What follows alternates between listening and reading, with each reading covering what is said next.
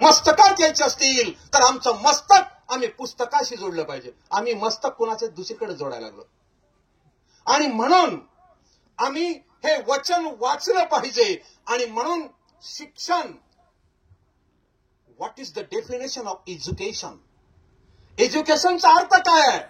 मन, मनगट आणि मेंदू सक्षम करणं म्हणजे शिक्षण. मनानं, मनगटानं आणि मेंदूनं कधी सक्षम होऊ शकतो आम्ही?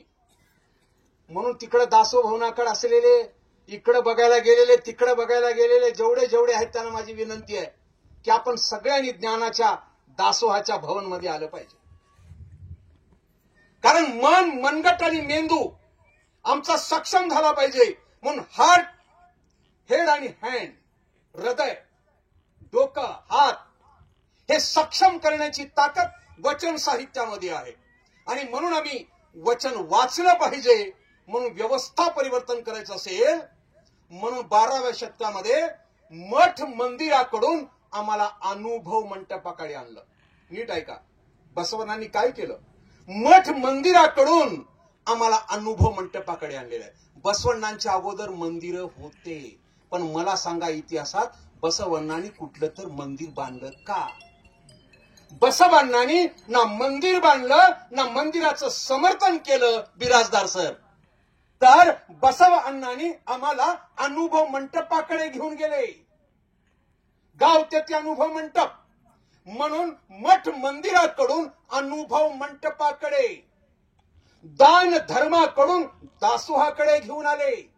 दान धर्माकडून दासोहाकडे, ग्रंथ प्रामाण्याकडून बुद्धी प्रामाण्याकडे. बघा, ग्रंथ प्रामाण्याकडून बुद्धी प्रामाण्याकडे, स्त्री दासत्वाकडून स्त्री स्वातंत्र्याकडे.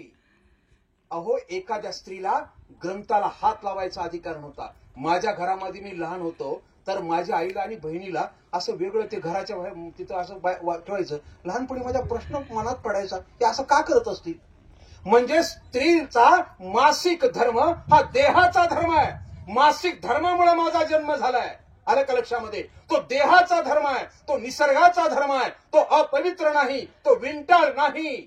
आलं का लक्षामध्ये? हे 12व्या शतकात बसवण्णांनी सांगितलं. आणि म्हणून स्त्री दासत्व, ज्या स्त्रीला ग्रंथ ऐकायचा अधिकार नाही, ज्या स्त्रीला ग्रंथाला हात लावायचा अधिकार नाही, त्या स्त्रीला ग्रंथ आणि वचन लिहिण्याचा अधिकार बसवण्णांनी 12व्या शतकात दिला. पण बसवण्णाचं वचन ऐकायला महिलांची संख्या किती आहे बघा. त्या कोल्हापूर जिल्ह्यामध्ये किती समाज आहे? सांगली जिल्ह्यामध्ये किती आहे? आजरा, गडहिंग्लज, इकडं तासगाव, इकडं शिरोळ, इकडे इचलकरंजी, एका गल्लीतले चार घराचे माणसं इथं नाहीयेत. एवढी संख्या. अगोदर मी येत होतो, किती एवढं सगळं भरलेलं असायचं. मग हे ज्ञानाचं दारिद्र्य आहे. आणि म्हणून ग्रंथ प्रामाण्यवादाकडून बुद्धी प्रामाण्यवादाकडे, आणि स्त्री शोषित होती, स्त्री गुलाम होती. म्हणून एखाद्या बाईचा नवरा वारला तर स्त्री सती जायची. आलं का लक्षामध्ये? जोहर झालं. 10,000 बायका त्या राजस्थानमध्ये जोहर गेल्या.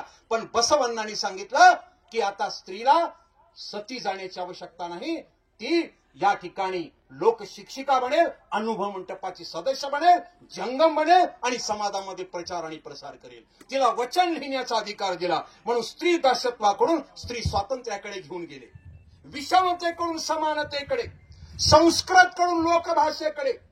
आलं का लक्षामध्ये? माझ्यासारख्या सामान्य माणसाला संस्कृत वाचण्याचा आणि लिहिण्याचा अधिकार नव्हता. संस्कृत ऐकली तर कानात शिसा ओतलं जायचं आणि या ठिकाणी भयंकर शिक्षा होत्या. म्हणून बसवण्णा म्हणाले, मी आता कन्नड लोकभाषेमध्येच तुम्हाला शिक्षण घेण्याचा, वचन लिहिण्याचा, वचन वाचण्याचा अधिकार दिला. म्हणून लोकभाषा कन्नडला ज्ञान भाषेचा दर्जा देण्याचं काम 12व्या शतकामध्ये बसवण्णांनी केलं. अन्यायाकडून न्यायाकडे, कर्मकांडाकडून ज्ञानकांडाकडे ते घेऊन गेले आणि समाजाला ज्ञानाचा मार्ग देण्याचं काम बसवण्णांनी 12व्या शतकामध्ये केलं. म्हणून हे सगळं तत्वज्ञान वचनामध्ये आहे. तुकोबांनी लिहिलं, जे तुकोबांनी लिहिलं त्याला अभंग म्हणतात. जे कबीरांनी लिहिलं त्याला दोहा म्हणतात. जे बुद्धांनी लिहिलं त्याला सुत्त म्हणतात. जे महावीरांनी लिहिलं त्याला सूत्र म्हणतात. तर जे अशोकाने लिहिलं त्याला शिलालेख म्हणतात आणि बाबासाहेबांनी लिहिलं त्याला संविधान म्हणतात आणि जे बसवण्णांनी लिहिलं त्याला वचन म्हणतात. ते वचन आम्ही वाचलं पाहिजे. म्हणून वचन जर पचन झालं तर लिंगायत समाजामध्ये परिवर्तन झाल्याशिवाय होऊ शकत नाही, हा माझा दावा आहे. म्हणून वचन लक्षात ठेवा. म्हणून तुकोबाच्या अभंगाची भाषा, कबीराच्या दोह्याची भाषा, बहिणाईच्या ओवीची भाषा, तुकडोजीच्या ग्रामगीतेची भाषा आणि बसवण्णांच्या आणि शरणांच्या वचनाची भाषा काळ अलग असला तरी परिवर्तनाचा सूर एक आहे हे आम्ही समजून घेण्याची आवश्यकता आहे. आणि म्हणून पंढरपुरातला अभंग मराठीतून निर्माण झाला तर पंढरपुरातल्या तुकोबाच्या अभंगाची भाषा मराठी असली तरी महात्मा बसवण्णांच्या वचनाच्या माध्यमातून वचनाचा विद्रोह तुकोबाच्या अभंगातून मराठीमधून निनादलेला आहे. कारण अभंगाला सुद्धा वचनानं प्रेरणा दिलेली आहे. म्हणून तर तुकोबाच्या अभंगामध्ये जंगम शब्द आलेला आहे. जंगम कसा असावा हे तुकाराम महाराजांनी, तुम्ही म्हणाल फक्त शरणांनीच सांगितलंय का, तर तुकोबानी सुद्धा जंगम कसा असावा मराठीमध्ये अभंगात सांगितलंय, तुकोबानी सांगितलंय. नामदेवांचा आजोळ काय होतं, नामदेवांच्या आजोळ संत नामदेवांचे गुरु विसोबा खेचर हे लिंगायत होते. अरे नामदेवांचे गुरु जर लिंगायत असतील तर नामदेवांचं आजोळ हे कल्याण होतं. कल्याणची गोनाई अभंगात आहे आणि शिंपी गल्ली आजही कल्याणमध्ये आहे. आणि नामदेवांच्या आजोळ आलं का लक्षामध्ये, नामदेवांची मुलगी बसव कल्याणमध्ये दिली होती आणि संत नामदेव बसव कल्याणला जायचे आणि संत नामदेवांना महात्मा बसवण्णांची क्रांती माहिती होती. लक्षात ठेवा, नामदेवांना माहिती होती. तर संत ज्ञानदेवांची भोजलिंग काका त्यांची समाधी आळंदीमध्ये आहे, ते लिंगायत सुतार होते, हे लक्षात ठेवा. म्हणजे सांगण्याचं तात्पर्य की हा सगळा क्रांतीचा भाग जर आम्हाला समजून घ्यायचा असेल तर शरण लोकांनी वाचन केलं पाहिजे, वाचन संस्कृती वाढवली पाहिजे. म्हणून आज गेल्या 20 वर्षापासून आमची लेखणी आम्ही प्रयत्न करतो. आजपर्यंत मी 105 वचन साहित्याचे ग्रंथ लिहिले आहेत. 105. मला सांगा, एक अर्ज लिहून दाखवा तुम्हाला काय अडचण येते, एक पान लिहून दाखवा की लेखकाची काय अडचण आहे, किती वेळा करेक्शन करावं लागतंय, किती वेळा लिहावं लागतंय. आणि म्हणून सकाळपासून तिथं बसलोय. आलं का लक्षामध्ये, पुस्तकं विकण्यासाठी बसलो नाही. सरकार मला 2 लाख महिन्याला पगार देतंय. आलं का लक्षामध्ये. पण आमची प्रामाणिकपणाने इच्छा आहे, समाज बदलायचा असेल तर समाज विचारानंच बदलता येतो, समाज विचारानं बदलता येतो.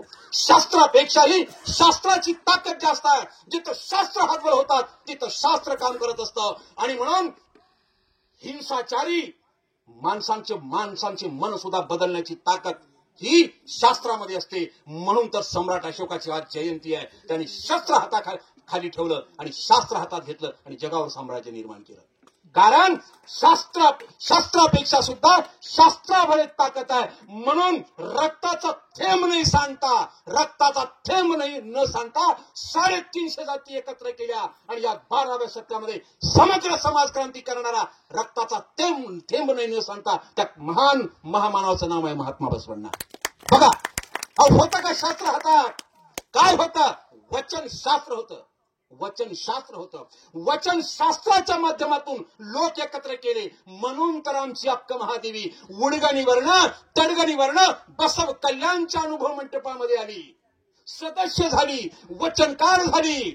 अक्क महादेवीचं वय कमी होतं, राजा कौशिकचं वय जास्त होतं, हा बिजोड विवाह होता, वयात अंतर होतं. अक्क महादेवीला ते लग्न नको होतं, पण राजाच्या विरोधामध्ये लढणं अशक्य होतं. म्हणून तर आमची अक्क महादेवी काली बसव कल्याणच्या अनुभव मंडपामध्ये, कारण तिला बोलण्याचा अधिकार होता, सन्मानानं जगण्याचा अधिकार होता, लिहिण्याचा अधिकार होता. म्हणून तर आमची अक्क महादेवी उडगणीवरनं तडगणीवरनं बसव कल्याणच्या अनुभव मंडपात आली. आणि बसवांना म्हणतात, बघा माझी आई यायला आली आहे, तिचं मी स्वागत करतो.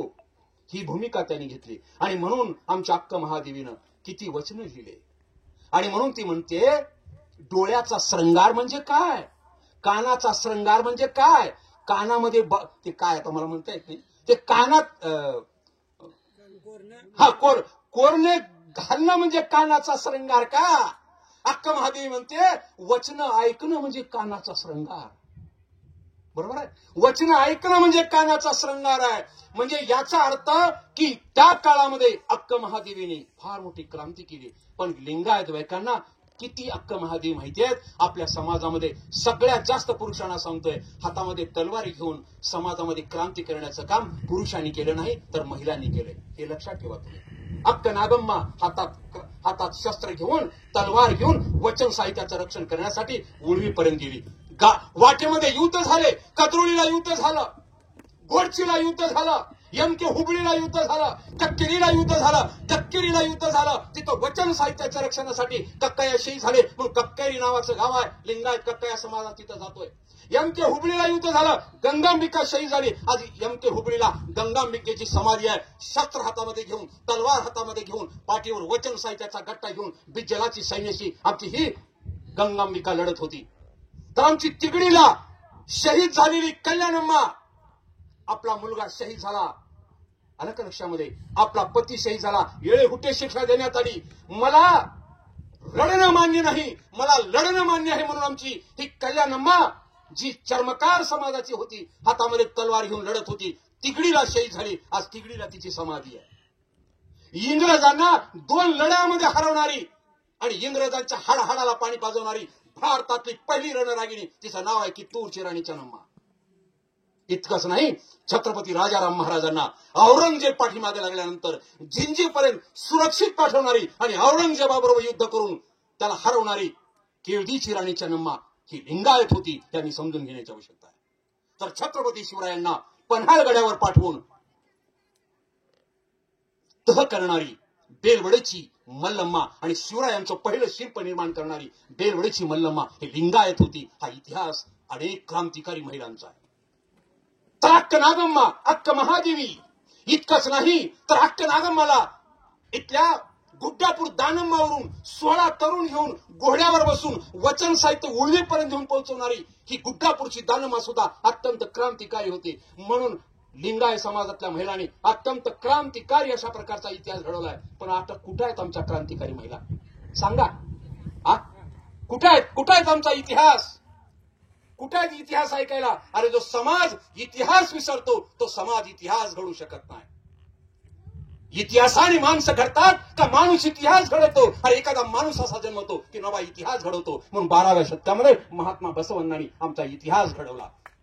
आणि म्हणून आमचा इतिहास क्रांतीचा इतिहास, आमचा इतिहास ममतेचा इतिहास, समतेचा इतिहास, स्वातंत्र्याचा इतिहास, क्रांतीचा इतिहास, संघर्षाचा इतिहास, ज्ञानाचा इतिहास आम्ही विसरत चाललोय.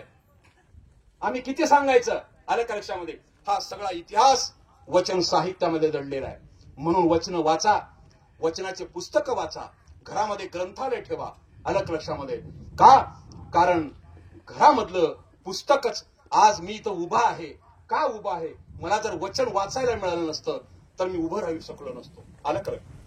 मी ज्यावेळेस 25 वर्षाचा होतो, नोकरी लागल्यानंतर माझ्या गावामध्ये मी शिवजयंतीवर भाषण करत होतो.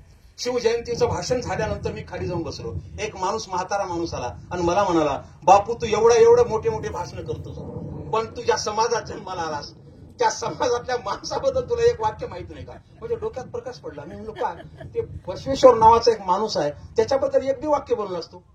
माझ्या जिवारी लागला तो शब्द. आणि खरंच कोण होते बसवेश्वर? ग्रंथालयामध्ये गेलो, त्याला म्हणालो मला बसवेश्वरांचं पुस्तक द्या. कोण बसवेश्वर? म्हणते कसले बसवेश्वर?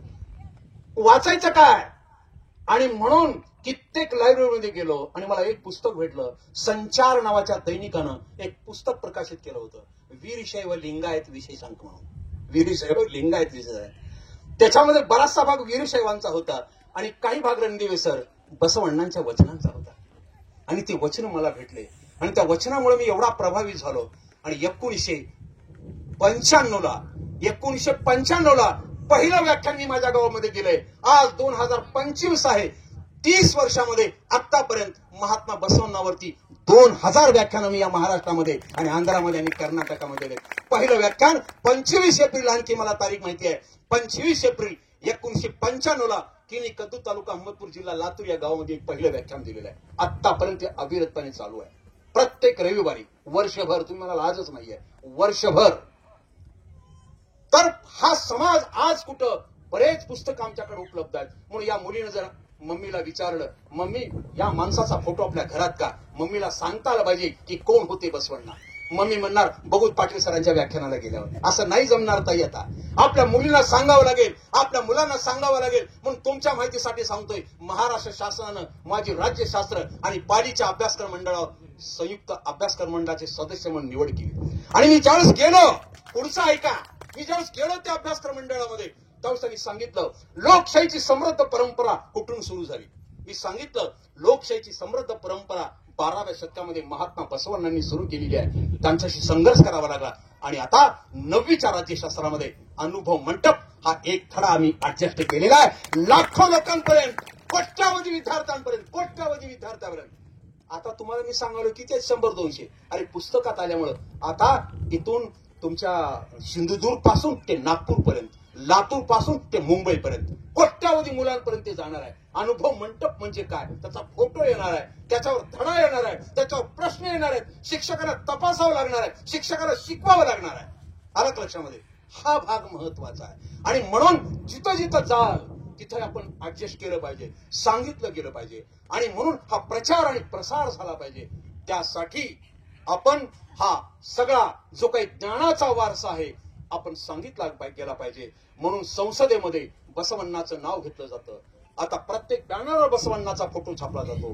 परंतु आपण मात्र बसवण्णा समजून घेण्यामध्ये कमी पडत चाललो. आणि म्हणून आता वचन या शब्दाचा मी अर्थ सांगणार आहे. वचन, वाचन, सद्वर्तन आणि सामाजिक परिवर्तन हा माझ्या व्याख्यानाचा विषय आहे. म्हणून वचन याचा अर्थ काय? वचन, बरोबर आहे. आता हा अर्थ तुम्हाला पटतंय का बघा. पटत नसेल तर सोडून द्या, आणि पटलं तर ओके म्हणा. वचन याचा जो अर्थ आहे, व म्हणजे विवेकनिष्ठ आणि विज्ञाननिष्ठ. वचन साहित्य जे आहे विवेकनिष्ठ आणि विज्ञाननिष्ठ साहित्य आहे. आम्हाला ज्योतिष नाही, आम्हाला पंचांग नाही. एक खडेवाला माणूस मला म्हणला, खडे विकू लागता, अंगठीचे खडे, खडे खडे खडे मला बोलला. मी म्हणलो खडा कितीला आहे? कितीला आहे? त्या मला 2,500 रुपयाला खडा. मी म्हणलो मग माझा काय फायदा आहे? त्यानं म्हणलं तुम्ही जर खडा जर वापरलो तर तुम्हाला 1,00,000-2 लाखाचा फायदा होतो म्हणून. मी म्हणलो मला खडा ऐकून जर 1,00,000-2 लाखाचा फायदा होत असतील तर तू कशाला रस्त्यावर बसलायस म्हणलो हे विकायला. तू रस्त्याला कशाला एवढे खडे घेऊन? तुला कोट्यावधी रुपये घरी भेटतील की? त्यानं मला बाहेर जा, बाहेर जा. का बाहेर जा? अधिकार आहे मला बोलायचा, अधिकार आहे मला बोलायचा. एक ज्योतिषी माझ्या घरी आला, शेजारच्या घरी गेला, 500 रुपये काढला त्या बाईकडून. त्याला काय माहित आहे मी वचन साहित्याचा ग्रेट प्राध्यापक आहे. त्या आला मला, माझं भविष्य सांगतो म्हणला. मी म्हणलो सांग भविष्य, सांग भविष्य. मी म्हणलो तू माझं भविष्य सांगतोस का नाही? मी म्हणलो त्याला तुझं भविष्य सांगू का मी? हा, तो भविष्यकार आहे का? हो आहे. मी बसवण्णाच्या वचन साहित्याचा अभ्यासक आहे. मला बसवण्णांनी सांगितलंय खरं काय खोटं आहे. तुझं मी भविष्य सांगू का? त्याला सांगा. मीच भविष्य त्याचं सांगितलं. आयुष्यभर कुत्र्यासारखा असाच भटकत फिरशील. एवढा रागात आला मला. मी म्हणलो 100% तो आयुष्यभर भटकत राहणार आणि असाच भटकत फिरणार आणि लोकांना मूर्खात काढत राहणार. मी वचन साहित्याचा अभ्यासक आहे. भीमराव पाटील समाजाला ज्ञानी करण्यासाठी फिरतायत, समाजाला ज्ञानी करण्यासाठी नाही. हे लक्षात ठेवा तुम्ही. आणि म्हणून अशा पद्धतीनं समाजाला अज्ञानामध्ये ठेवतात. आणि म्हणून या मुलीच्या डोक्यामध्ये आत्ता जर वचन शिरलं, आयुष्यात कोणाची गुलाम होणार नाही. हे लक्षात ठेवा तुम्ही. एवढी ताकद आहे वचन साहित्यामध्ये. आयुष्यात कोणाची गुलाम होणार नाही, अज्ञानात राहणार नाही, एवढी ताकद आहे. म्हणून तुमच्या लहान मुलांना, तुमच्या मुलींना वचन साहित्य सांगा, बसवण्णा सांगा. जो माणूस वचन साहित्य वाचतो आयुष्यात कधी आत्महत्या करणार नाही. बरोबर आहे? किती लोक आत्महत्या करतायत? कधीच आत्महत्या करणार नाही मुलगी, तुमचा मुलगा. सांगा तुम्ही. आणि म्हणून अरे वेळ संपला का माझा? बरोबर. आता लिंक तुटली पाहिजे. तर वचन साहित्य, फिजिक्स, केमिस्ट्री, बायोलॉजी शिकून तुमची मुलगी गुणवान होऊ शकेल, डॉक्टर होऊ शकेल, पण सद्गुणी होऊ शकत नाही. आलं लक्षामध्ये? परीक्षेतले गुण वेगळे, पण अंगी सद्गुण वेगळे. परीक्षेतले गुण फक्त तुम्हाला गुणवान बनवू शकतात, मार्कवान बनवू शकतात, पण वचन साहित्य तुमच्या मुलीला सद्गुणी बनवू शकतं. सद्गुण हे वचन साहित्यातून येतात. नीट आहे का टाळ्या वाजवायची? सद्गुण फिजिक्स मधून येत नाहीत. कोणी सांगावं एका फिजिक्सच्या विद्यार्थ्यांना मी फिजिक्स मधून सद्गुण शिकवतो म्हणून. बरोबर आहे का सर? अरे सद्गुण फिजिक्स शिकवत नाही, सद्गुण गणित शिकवत नाही, सद्गुण केमिस्ट्री शिकवत नाही. अरे सद्गुण शिकवतात ते वचन साहित्य. आणि आज आमच्या समाजाला सद्गुण शिकवण्याची आवश्यकता आहे. मी पाहतोय कॉलेजमध्ये काल एक मुलगी, एक आई माझ्याकडे येऊन ठसा ठसा रडायला लागली. मी म्हणलो, ताई का रडता तुम्ही? ती ताई म्हणाली, माझ्या मुलीला इंटरकास्ट मॅरेज केलं. मी म्हणलो, का? आम्हाला काही सांगितलं नाही. आणि तिचे वडील म्हणतात की मी आता आत्महत्या करतो. आणि वडील आत्महत्या करतात म्हणून मीच बाई आत्महत्या करते. मी तिला समजावून सांगितलं, बाई तुम्ही जर आत्महत्या केला तर तुमच्या 2 मुली आहेत, तुमचे 2 मुलं आहेत, संसार उघड्यावर येईल. गेली ते गेली, गेली ते गेली. आज असं का होतंय सांगा? आणि म्हणून आमच्या मुलींना प्रज्ञा, शील, करुणा, चारित्र्य. अरे बाबा, एका मुलीला 18 वर्षानंतर लग्न करण्याचा अधिकार आहे. आपण ज्या बापाने माईने तुला 18 वर्ष सांभाळलं, तिला त्यांना विचार ना. म्हणून नुसतं फिजिक्स शिकून जमणार नाही, नुसतं केमिस्ट्री शिकून जमणार नाही आपल्या मुलीला, नुसतं डॉक्टर करून जमणार नाही, नुसतं इंजिनियर करून जमणार नाही. तिला वचन सुद्धा सांगावं लागेल, तिला चारित्र्याबद्दल सांगावं लागेल, तिला संस्काराबद्दल सांगावं लागेल, तिला इतिहासाबद्दल सांगावं लागेल. तरच आपलं कुटुंब टिकणार आहे, तर आपली संस्कृती टिकणार आहे, आपला इतिहास टिकणार आहे. नाहीतर रडत बसावं लागेल, आत्महत्या करण्याची वेळ आपल्यावर येणार आहे. ही भूमिका घेऊन आम्हाला काम करावं लागणार आहे. आणि म्हणून माझी आपल्याला विनंती आहे की आपला इतिहास आपल्या मुलांना आणि मुलींना कळवणं गरजेचं आहे. आपलं वचन आपल्या मुलांना सांगणं अत्यंत गरजेचं आहे. म्हणून व म्हणजे विवेक, विज्ञान, च म्हणजे चर्चा आणि चिकित्सा. आलं का लक्षामध्ये? हे जे व च न, च म्हणजे चर्चा आणि चिकित्सा. अनुभव मंडपामध्ये बसून चर्चा आणि चिकित्सा करून तयार केलेलं साहित्य आहे. अंगाला राख लावून एकटाच हिमालयात जाऊन लिहिलेलं साहित्य नाही. फोटोग्राफर एकट्यानं एका डोंगरावर बसून लिहिलेलं हे साहित्य नाही. हे साहित्य म्हणजे विज्ञाननिष्ठ, विवेकनिष्ठ, चर्चा आणि चिकित्सा करून, प्रश्नोत्तर करून अनुभव मंडपामध्ये लिहिलेलं साहित्य आहे. म्हणून व च आणि न म्हणजे काय बघा, नवनूतन साहित्य म्हणजे वचन साहित्य. लक्षात ठेवा, हे सांगता आलं पाहिजे आपल्याला, संसदेत सांगता आलं पाहिजे, बरोबर आहे, विधानसभेत सांगता आलं पाहिजे, चौकात चौकामध्ये सांगता आलं पाहिजे. चर्चा करायची असेल तर या, मी सांगतो तुम्हाला वचन काय आहे. अरे व म्हणजे विज्ञानवादी साहित्य आहे. अरे च म्हणजे चर्चा चिकित्सा. आणि सामूहिक चर्चेतून, जसं संसदेत चर्चेतून कायदा तयार होतो, वादविवादातून तयार होतो, प्रश्नोत्तरातून तयार होतो, तसा वादविवाद आणि चर्चेतून चर्चा आणि चिकित्सा करून लिहिलेलं कडवं आणि बुलंद आवाज म्हणजे वचन आहे. लक्षात ठेवा, चर्चेतून आणि चिकित्सेतून लिहिलेला कडवं, कन्नडचं कडवं म्हणजे वचन आहे. आणि न म्हणजे नवनूतन साहित्य आहे. कारण बसवादी शरणांच्या अगोदर वचन हा प्रकार कुठंच नव्हता, एक नवीन प्रकार आहे. म्हणून हे नवनूतन साहित्य आहे, हे आपल्याला सांगावं लागेल. असं हे वचन आहे. म्हणून वचन बुलंद आवाज आहे, वचन लोकशाहीचं तत्वज्ञान आहे, वचन लोकशाहीचं गाणं आहे, वचन समतेचं तत्वज्ञान आहे, आणि वचन तुमचं आमचं जीवनाचं रसायन आहे. असं हे वचन आपण वाचणं अत्यंत गरजेचं आहे. आणि म्हणून वचन केवळ साहित्य नाही, वचन केवळ साहित्य नाही, तर वचन एक सांस्कृतिक परंपरा आहे. बरोबर आहे सर? वचन केवळ साहित्य नाही, तर वचन एक सांस्कृतिक परंपरा आहे. आणि या सांस्कृतिक परंपरा आपल्याला समजून घेण्याची आवश्यकता आहे. आणि म्हणून या वचनांच्या संदर्भामध्ये सांगत असताना सगळे लोक एकत्र आले. अहो मला सांगा, 33 स्त्रियांनी वचन लिहिले. आता आमच्या एखाद्या स्त्रीला सांगितलं की तुम्ही एखादं वहीचं पुस्तक लिहा, एखादं अर्ज लिहा, एखादं पुस्तक लिहा, लिहिता येत नाही. अहो 12व्या शतकामध्ये कसे वचन लिहिले सांगा. एक शरणी म्हणते, दाढी मिशा आल्या तर पुरुष म्हणता, स्तन आले तर स्त्री म्हणता. अरे त्या स्त्रीमधला आत्मा आणि त्या पुरुषामधला आत्मा नर आहे का नारी आहे सांगा. पडला आपल्याला प्रश्न कधी? ज्याला प्रश्न पडत नसतो त्यांचा मेंदू कायम झोपलेला असतो. आणि म्हणून या मुलीला प्रश्न पडले पाहिजे, तिनं मम्मीला प्रश्न विचारला पाहिजे, तिनं पप्पाला प्रश्न विचारला पाहिजे, आणि तिनं सरांना प्रश्न विचारला पाहिजे. जे प्रश्न विचारतात त्यांचेच मेंदू चिकित्सक बनतात.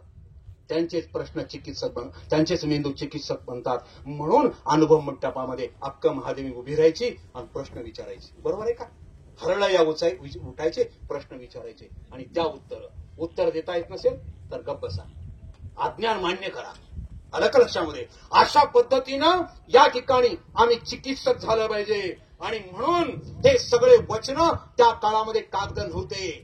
ताडपत्राचे पानं आणायचे, त्या झाडाची साल आणायचे आणि त्या सालीवर लिहून ठेवायचे, खाली एक फळी ठेवायचे, त्या फळीवर ताडपत्र ठेवायचे आणि वरी असं रचायचे आणि इकडे 2 गाठी बांधायचे आणि त्या वचनाचं गट्टा तयार व्हायचा. आणि गट्टा तयार झाला की त्याच्या लगेच सत्यप्रती व्हायच्या आणि सत्यप्रती झाल्या की लगेच लोक ते पाठ करायचे. वचन चालले पण पाठ केलेले वचन चालता आले नाहीत, ते मुकामिकी पुढे चालत आले. हे लक्षात ठेवा. आता इथं मला वेळ कमी आहे पण वचन याच्यावरच एक व्याख्यान मी देणार आहे. मग पुढच्या वर्षी मी सांगितलं होतं आता मी रिझाईन करणार आहे. रिझाईन आता जवळ आलेली आहे माझी. आलं कल? हो, फुल टाइम या भागामध्ये प्रचार करायचा आहे. आता पूर्ण वेळ प्रचार करायचा आहे. हर घर में बसवण्णा, हर दिल में बसवण्णा, हे तत्व आपल्याला घेऊन जायचं आहे. घराघरामध्ये बसवण्णा. आणि आणखी एक गोष्ट, आम्ही कोणत्याच धर्माच्या विरोधात नाही सर, कारागंजी सर, आम्ही कोणत्याच धर्माच्या विरोधात नाही, आम्ही कोणत्याच पंथाच्या विरोधात नाही. आमच्या भाषणामध्ये कोणत्याच महाराजाचा आम्ही विरोध करणार नाही, कोणत्या पंचाचार्याला विरोध करणार नाही. कारण विरोध कशाला करावा? बसवण्णांनी सांगितलंय, हा कुणाचा, हा कुणाचा, हा कुणाचा, ऐसे नच म्हणवा हो, हा अमुचा, हा अमुचा, हा अमुचा, ऐसेची म्हणवावे, आपुल्या घरचा पुत्र सिमज म्हणवावे हो. आणि आम्हालाच म्हणतात बसवेश्वर, हे ते बसवादी आहेत बरं, सावधान, ते बसवेश्वरवादी आहेत, सावधान. आम्ही असं कुणाला सावधान म्हणणार नाही. आम्ही सगळे आमचे, आम्ही कुणाचाच विरोध करणार नाही. पण जे चांगलं आहे बसवण्णाचं ते आम्ही लोकांना सांगू. लोक पटले तर स्वीकारतील, नाही तर सोडून देतील. बरोबर? चांगलं ते सांगायचं आम्हाला समाजाला. आम्हाला कोणाला विरोध करायचा नाही, कोणाला शिव्या द्यायच्या नाहीत. आम्ही देश मांडणारे आहोत, आम्ही समाज जोडणारे आहोत, आम्ही राष्ट्र निर्माण करणारे आहोत. आम्हाला समाजामध्ये भेदभाव करायचा नाही. कारण बसवण्णांनी सांगितलंय 12व्या शतकामध्ये, व याच्यावर पुस्तकच लिहिलंय मी. एका ताईला म्हणलं, ताई हे घ्यावं वाचा. ताई म्हणलं, आम्हाला वाचायची आवडच नाही. काही लोकांना म्हणतो आम्ही पुस्तक वाचावं. एक ग्रस्त मला म्हणला, पुस्तक समोर घेतल्याबरोबर झोप येते म्हणला. मी म्हणलो, झोपेच्या गोळीची आवश्यकता नाही, एवढं घ्या तरी, दररोज बघा तरी. पुस्तक समोर ठेवल्याबरोबर झोप येते. पण आज लोकांना झोपच नाही गेल्या. बरं झालं की मग वचनामुळे झोप तरी येईल. ताई बरोबर आहे की? झोप येईल ना, घ्या. झोपेसाठी तरी घ्या हो, झोपेसाठी तरी घ्या एक पुस्तक आणि वाचा. अलग लक्षामध्ये. आणि म्हणून सांगण्याचं तात्पर्य असं आहे की ह्या सगळ्या गोष्टींचा आपल्याला उल्लेख मी यासाठी करतोय की ज्यावेळेस आम्ही पुस्तक लिहिलं वाचा म्हणतो त्यावेळेस लोकांना वेळ नाही, वाचायला वेळ नाही. अलग लक्षामध्ये. व्याख्यानाला यायला वेळ नाही, इकडची मान इकडे करायला वेळ नाही काही लोकांना. अलग लक्षामध्ये. आणि म्हणून आपण वेळ दिला पाहिजे, वचन समजून घेतलं पाहिजे. हा वचनाचा ज्ञान दासू आहे. आणि म्हणून वचन 12व्या शतकामध्ये बसवादी शरणांनी हे जे वचन लिहिले, हे वचन अनुभवातून लिहिले. आता इकडे लक्ष द्या. वचनकार कोण होते? वचनकार कोणी संस्कृतचे पंडित पंत नव्हते. वचनकार कोणी महान ऋषी मुनी नव्हते, महाराज नव्हते. बरोबर आहे आपा? वचनकार हे कक्कया, हरळया, माचया, चंदया, गुंडया, केतया, माचया. वचनकार हे शेतकरी, आलोतीदार, बलुतीदार, बहुजन समाजात एक सामान्य माणसं होते. लक्षात ठेवा. हे फार काही मोठे नव्हते. सामान्य कुटुंबातून आलेले आलोतीदार, बलुतीदार होते. महार, मांग, ढोर, चांबार, साळी, माळी, कोळी, घिसडी, डकलवार, काही काडी, मस, झोके, बहुरूपी. बरोबर आहे का? हे सगळे होते. आणि त्यांनी आपला अनुभव वचनांमधून अभिव्यक्त केला. आणि म्हणून वचन साहित्याची व्याख्या, लोकशाहीची व्याख्या कोणाला सांगता येईल का? कोणतं सांगा? शिकलेले कोणी असतील की? What is the definition of Indian democracy? लोकशाहीची व्याख्या कोणाला सांगता येईल? हा बरोबर आहे सरांनी. अब्राहम लिंकनची व्याख्या, लोकांसाठी लोकांकडून चालवलं गेलेलं राज्य म्हणजे लोकशाही. आता वचनांची व्याख्या सांगतो तुम्हाला. बघा बरं, मी महात्मा बसवण्णांचं वचन आणि भारतीय संविधान याच्यावर पीएचडी केलेली आहे. आलं लक्षामध्ये? महात्मा बसवण्णांचं वचन आणि भारताचं संविधान कसं एक आहे याच्यावर स्वामी रामानंद तीर्थ मराठवाडा विद्यापीठामध्ये पीएचडीचा प्रबंध दाखल केला आणि पीएचडी ही अवॉर्ड मिळालं. आणि त्याच्यामध्ये मी विश्लेषण करताना सांगितलं लोकशाहीची व्याख्या आणि वचन साहित्याची व्याख्या. आता माझे परीक्षक तुम्हीच तुम्ही ओके का नाही, बरोबर का नाही तुम्ही ठरवा. आता लोकशाहीची व्याख्या काकांनी सांगितली, लोकांनी लोकांसाठी लोकांकडून चालवलं गेलेलं राज्य म्हणजे लोकशाही. आता वचन लोकांनी एका व्यक्तीने नाही, लोकांनी लोकांसाठी लोकांमध्ये बसून लोकांच्या भाषेत लोकांच्या हितासाठी लोकांची चर्चा करून लिहिलेलं साहित्य म्हणजे वचन साहित्य आहे. आणि कुणी बी आमच्या बरोबर चर्चेला बघू, चर्चामध्ये कसे प्रश्न विचारा त्याचे उत्तर द्यायला समर्थ आहे. का? कारण लोक सगळ्या जातीचे लोक आहेत. 350 जातीचे आहेत लोक. काका 350 जातीचे लोक आहेत. लोक सगळे एकत्र आले. लोकांनी लोकांच्या भाषेत लोकांमध्ये बसून, तिकडं नाही हिमालयात बसून, आलं का लक्षामध्ये? लोकांमध्येच बसून लोकांशी चर्चा करून लोकांच्याच भाषेत लोकांच्याच हितासाठी लोकांशी प्रश्नोत्तर करून लिहिलेलं साहित्य म्हणजे वचन साहित्य. आणि मग मला सांगा, जर वचन साहित्याची व्याख्या लोकशाहीशी जर सुसंगत असेल तर वचन साहित्य म्हणजे लोकशाही आणि लोकशाही म्हणजे वचन साहित्य, हा इतिहास आपल्याला समजून घ्यावा लागेल. आणि म्हणून काही लोकांना गडबड आहे आता हळूहळू म्हणून माझं हे जे भाषण आहे ते आटोप घेणार आहे. ठीक आहे, तर या ठिकाणी मला सरांनी बोलण्याची संधी दिली. आता एवढंच सांगतोय, वचन आम्हाला स्वाभिमान शिकवतं, वचन आम्हाला सन्मान शिकवतं, वचन आम्हाला ज्ञान शिकवतं. आणि म्हणून MM कलबुर्गी असं म्हणतात, सुंदर आचरण असणाऱ्याची सुंदर रचना म्हणजे वचन. आलं का लक्षामध्ये? कवी कसा बी असो त्याचं वाक्य म्हणजे कविता, पण शरण कसा बी असला आणि त्याचं जर वचन असेल तर ते वचन नाही. ज्याचं आचरण सुंदर त्याची रचना म्हणजे वचन. सर बरोबर आहे? थोडंसं लक्ष बरोबर का? ज्याचं आचरण सुंदर त्याची रचना म्हणजे वचन. आणि म्हणून आचार आणि विचारात जर सुसंगती नसेल तर ते वचन नाही. आणि म्हणून जी माणसं वचन वाचतात ती झोपलेली जागी होतात. शेवटच्या टप्प्यात होतो.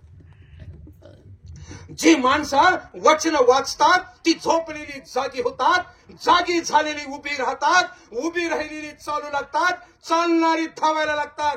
धावणाऱ्या माणसांना आकाशात भरारी घेण्यासाठी पंख फुटतात. म्हणून वचन महत्वाचं आहे. आलं लक्षामध्ये? तुम्हाला आकाशात जर भरारी घ्यायची असेल तर वचन वाचा. ज्याला वचन पाठ आहे त्याच्या मानेचा मनका नेहमी ताट राहतो. ज्याला वचन पाठ त्याच्या मानेचा मनका नेहमी ताट. स्वाभिमान वचन शिकवतं. म्हणून वचन आमचे हाती, वचन आमचे साथी. वचनाच्या तेजामधून जन्मा येते क्रांती. वचनाच्या तेजामधून आणि ज्ञानामधून क्रांती जन्माला येते. म्हणून 12व्या शतकामध्ये वचन क्रांती झाली आणि सामाजिक क्रांती झाली. आणि म्हणून सर शेवटचं 1 मिनिट घेतो, तुम्ही उठलात त्याबद्दल. वचन ऊर्जा आहे, वचन विचारांची ऊर्जा आहे, वचन विचारांची धार आणि किनार आहे, वचन ज्ञानाचं ज्ञानांजन आहे, वचन स्वानुभवाचं मंथन आहे, वचन कायक आणि दासवाचं चिंतन आहे, वचन लोकशाही विचाराचं स्पंदन आहे, वचन मानवमुक्तीचं तत्वज्ञान आहे, वचन स्त्री स्वातंत्र्याचं भाष्य आहे, वचन शोषण मुक्तीचं कथन आहे, वचन मानव केंद्रित विचाराचं तत्व आहे आणि वचन समाज परिवर्तनाचं गाणं आहे. हे गाणं आपण गाऊया आणि समाजामध्ये परिवर्तन आणि व्यवस्था परिवर्तन करूया. माझा वेळ संपलेला आहे. फक्त 10% भाषण संपले वचन या शब्दावर. आणखीन जर आमच्या रणदेवी सरांनी जर कधी वेळ दिला तर राहिलेलं वचन आणि परिवर्तन आणि सदवर्तन हे आपण समजून घेऊया. उद्याला मात्र लिंगायत समाज आणि बसवण्णांचं नातं काय आहे हे समजून घ्यायचे. धन्यवाद. शरवणी सर.